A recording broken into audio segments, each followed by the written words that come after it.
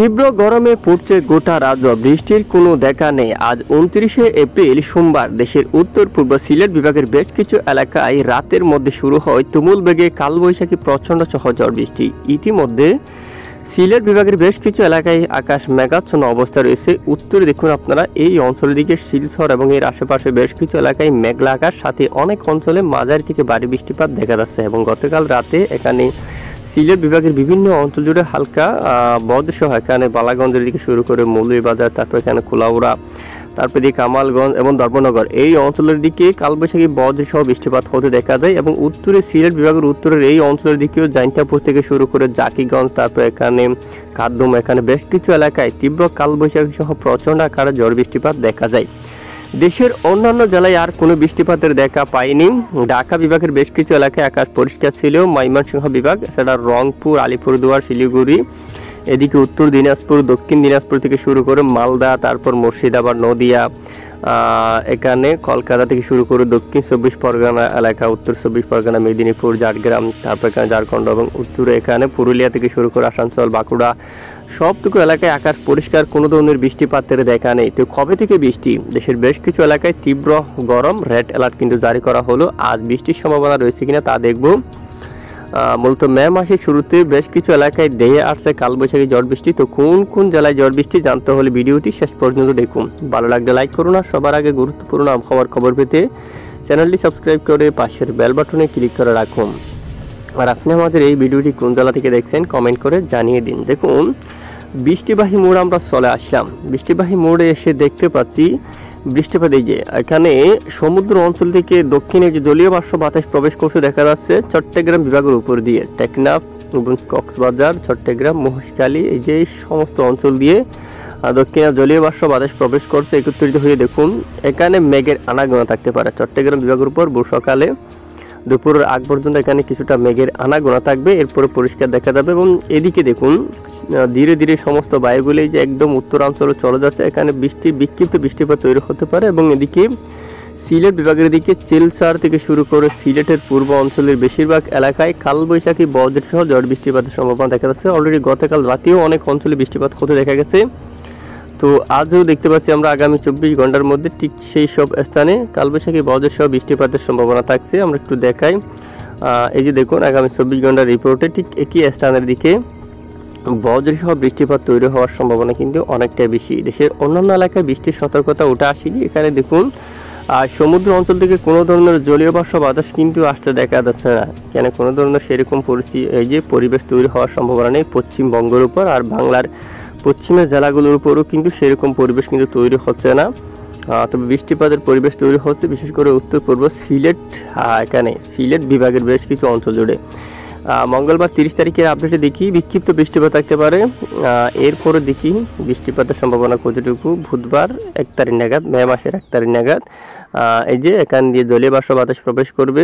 বৃষ্টিপাত ঠিক পুরো এখানে ত্রিপুরা অঞ্চলে এবং শিলচর কিছু কিছু এলাকায় এবং ঠিক সিলেট বিভাগের উত্তর দিকে প্রতিদিনই বৃষ্টিপাত তৈরি হচ্ছে। ঠিক সেখানে বৃষ্টিপাতের সম্ভাবনা কিন্তু থাকছে অলরেডি। এবং বৃহস্পতিবার 2 মে নাগাদ দেখুন, ঠিক সেই অঞ্চলের দিকে সিলেট থেকে শুরু করে আশেপাশে অনেক এলাকায় কালবৈশাখী বজ্র মেঘ তৈরি হয়ে হঠাৎ করে আবার ভারী মেঘ জমতে পারে। এই সব এলাকা জুড়ে তীব্র কালবৈশাখী সহ প্রচণ্ড আকারে ঝড় বৃষ্টিপাতের সম্ভাবনা থেকে যাবে। এই যে আমরাপুর, এই যে উদয়পুর, এসব এলাকায়, চিলচার বাজার, এই সমস্ত এলাকায়, তারপরে এখানে আর এই যে আমরা এখানে দেখতে পাচ্ছি এই যে বেশ কিছু এলাকা জুড়ে, এখানে আগরতলা এবং কুমিল্লা, তারপরে এই যে চট্টগ্রাম বিভাগের উত্তরে এই জেলাগুলো পরে এখানে বেশ কিছু এলাকা রয়েছে, সাজেক রয়েছে।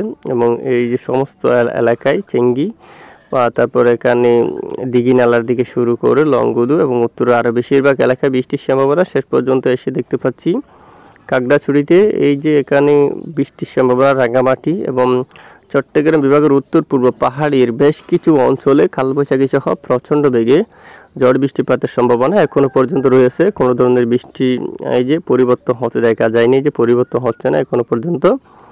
2 তারিখ এবং 3 তারিখ নাগাদ এখানে চট্টগ্রাম বিভাগের বিভিন্ন অঞ্চলে কালবৈশাখী সহ ঝড় বৃষ্টিপাতের সম্ভাবনা থাকছে।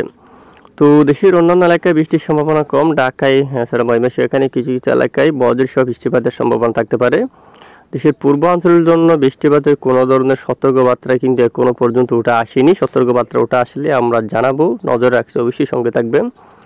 এরপরে দেখুন, রবিবার 5 মে নাগাদ বিক্ষিপ্ত বৃষ্টি থাকতে পারে পূর্ব অঞ্চলে।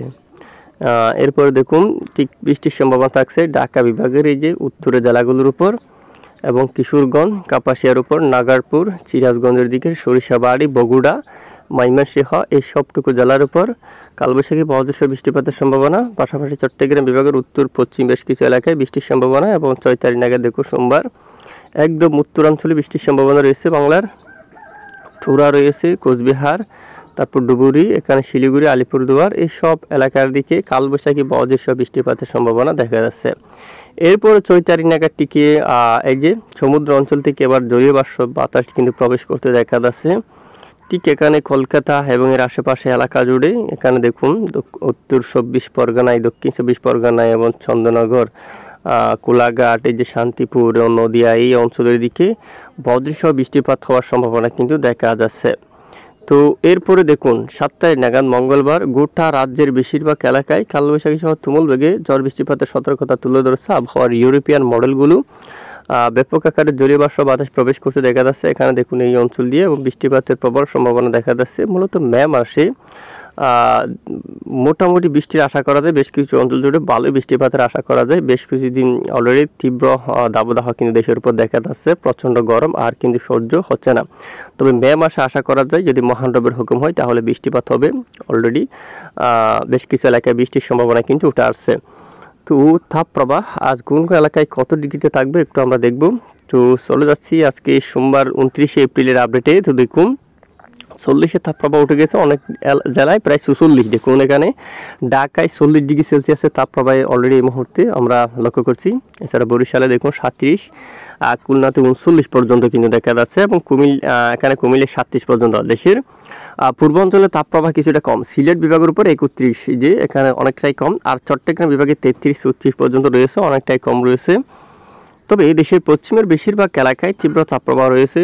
খুলনা 39-40, তারপর মেহেরপুর এদিকে 44 পর্যন্ত, সাইকোপায় 41, পাবনায় প্রায় 42, ফরিদপুরে এখানে দেখা যাচ্ছে 40, নাগারপুর 39, সিরাজগঞ্জে 40, সিংড়ায় 42, রাজশাহীতে 43, এছাড়া মহাদেবপুর 41, বগুড়ায় এখানে 40, গোড়াঘাটে কিন্তু 39, বালুরঘাট এখানে দেখুন 40, এই যে দক্ষিণ দিনাজপুর এখানে 39, উত্তর দিনাজপুরেও প্রায় 36-37 রয়েছে।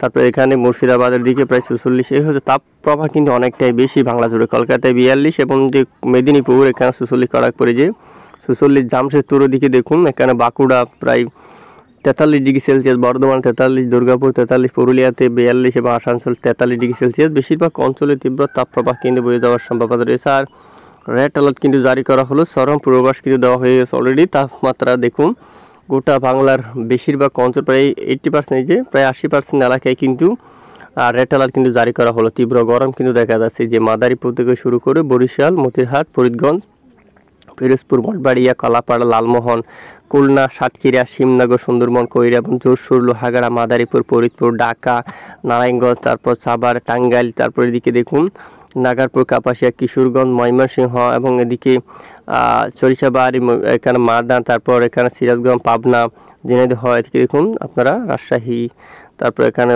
যশোর, বেশ কিছু এলাকা জুড়ে তীব্র তাপপ্রবাহ। সাতক্ষীরা এই যে এখানে সবটুকু এলাকায় এবং কলকাতা, উত্তর 24 পরগনা, দক্ষিণ 24 পরগনা এলাকায় আছে, এটা চন্দ্রনগর, আরামবাগ, কোলাঘাট, মেদিনীপুর, দুর্গাপুর, তারপর এদিকে পুরুলিয়া, আসানসোল, তারপর বর্ধমান, এই যে সবটুকু এলাকায় নদিয়া, মুর্শিদাবাদ সবটুকু এলাকায় এই যে গরমের রেড অ্যালার্ট কিন্তু জারি করা হলো।